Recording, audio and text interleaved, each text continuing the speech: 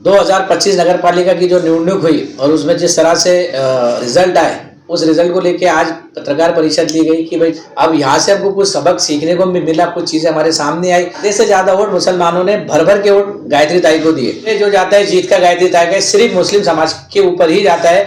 तो बस एक ही चीज पकड़ के रखी थी उन्होंने कि गुस्ताखे रसूल और बीजेपी की बी टीम है। तो उन लोगों से मेरा एक बड़ा चैलेंज है। आप देखेंगे अगर तो संतोष भाऊ दाढ़ी ने पापा मेंबर ने आशिक सेठ के बाद हमें एनजीओ के माध्यम से आजीज के तहत लोगों का माइंड डाइवर्ट किया, वर्ड लेकर आता गुस्ताखे रसूल। भाई जिस तरह आप बता रहे हो कि आपको गुस्ताखे रसूल कहकर आपको हराया गया, तो अभी आप जो है अजीत पवार गट में कंटिन्यू रहेंगे, तो क्या कहेंगे? आज राष्ट्रवादी अजीत पवार गुट की ओर से जो है पत्रकार परिषद आयोजित की गई।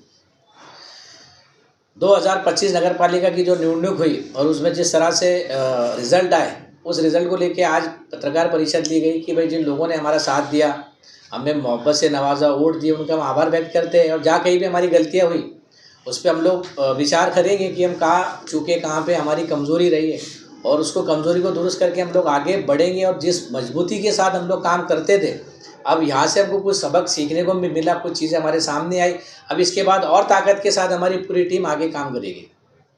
रफीक भाई क्या बोलना चाहेंगे नगर अध्यक्ष की सीट को लेकर?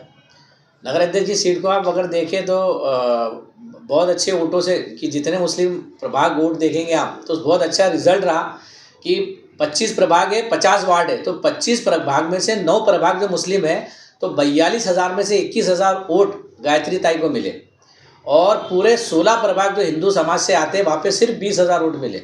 तो समझ में आया कि आधे से ज़्यादा वोट मुसलमानों ने भर भर के वोट गायत्री ताई को दिए। तो जिस तरह से मुसलमानों ने गायत्री ताई को वोट दिए, हमारी उनसे बड़ी नम्र विनंती है कि वो उसी तरह से मुसलमानों के वार्डों में स्पीडली काम करे, क्योंकि ये पूरा श्रेय जो जाता है जीत का गायत्री ताई का सिर्फ मुस्लिम समाज के ऊपर ही जाता है कि मुस्लिम समाज की ताकत पे ही गायत्री ताई जीत कर आई है। क्योंकि 42,000 में से आधे से ज़्यादा वोट मिलना है बहुत बड़ी बात है। 21,000 वोट उनको मुस्लिम प्रभागों से आए।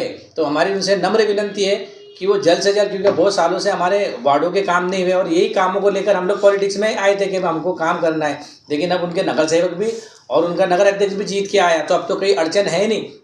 तो उनसे हमारी रिक्वेस्ट है कि वो जल्द से जल्द मुस्लिम वार्डों के काम करें और हमारा पूरा सपोर्ट उनको है। जहाँ कहीं भी उनको हमारी ज़रूरत वार्डों में महसूस होती है, जो उनके नगर सेवक जीत कर आए, तो उनके साथ हम कदम से कदम मिला के खड़े, क्योंकि हमारा विज़न जो है वो सिर्फ डेवलपमेंट है और डेवलपमेंट के लिए हम हमेशा तैयार हैं।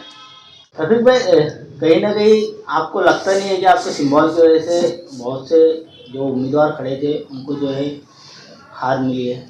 हाँ बिल्कुल सही है, इफेक्ट तो आया, क्योंकि बहुत सारे तरफ ये प्रोपेगेंडा चलाया गया कि उनके पास काम तो था नहीं कि हमारे काम की बराबरी करे और हमारे से ऊपर अपने आप को दिखा के इनसे ज़्यादा हमने काम किया।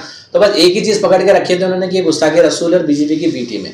तो उन लोगों से मेरा एक बड़ा चैलेंज है कि अब वो क्या करेंगे, क्योंकि पूना के अंदर महानगर पालिका में शरद पवार गढ़ तुतारी और अजीत पवार गढ़ घड़ी का गठबंधन हुआ, दोनों मिलकर लड़ रहे। तो अब जो लोग तुतारी से जीत के आए तो क्या इस्तीफा देंगे या ये क्या करेंगे, या जो लोगों ने हमारे खिलाफ प्रोपेगेंडा चलाया था अब वो इनके खिलाफ क्या एक्शन लेंगे, इस पे हमारी नज़र है। क्योंकि जिस तरह से माहौल बनाया गया था बहुत गलत है।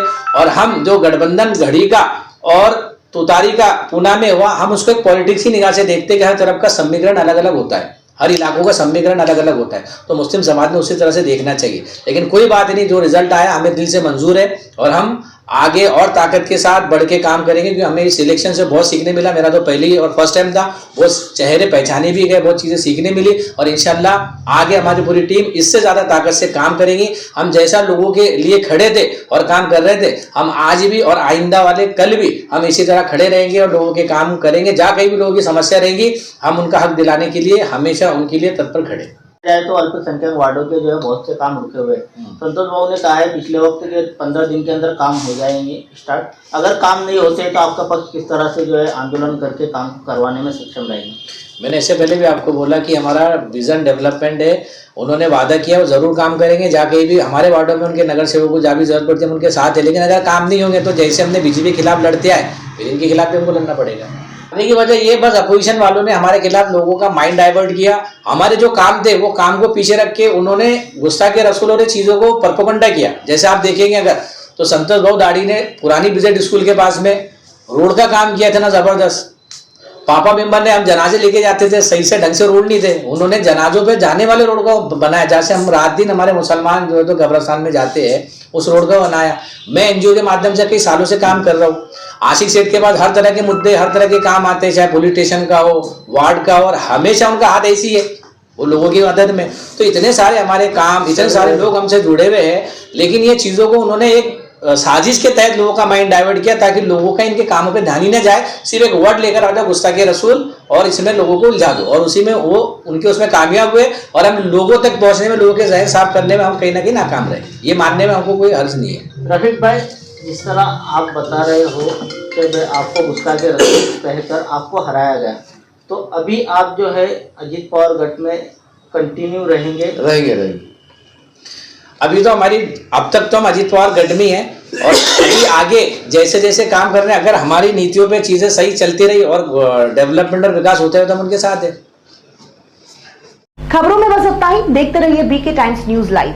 अगर आपने हमारे चैनल को सब्सक्राइब नहीं किया है तो सब्सक्राइब कीजिए और बगल में लगी घंटी के बटन को दबाकर ऑल पर क्लिक कीजिए ताकि आपको सच्चाई के साथ दिखाई जाने वाली खबरें मिल सकें। जय हिंद।